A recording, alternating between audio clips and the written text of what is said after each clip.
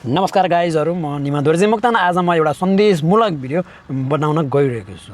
हाम्रो कतिपय नयाँ ट्याक्सी चालक साथीहरूले भर्खर इभी लिनुभएको छ नि, टाटा इभी, जेएम इभी।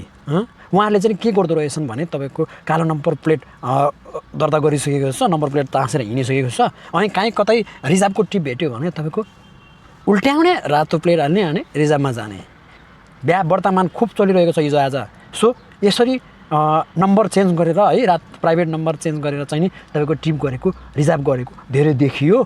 सो यो नगर्नु हुन मेरो विनम्र अनुरोध छ सम्पूर्ण चालक साथीहरूमा।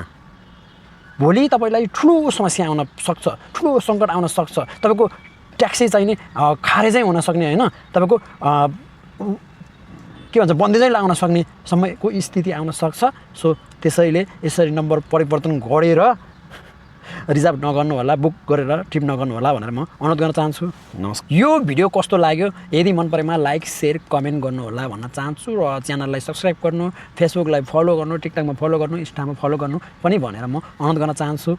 By bye, see you on next video, stay on tune भन्दै म बिदा हुन चाहन्छु। धन्यवाद।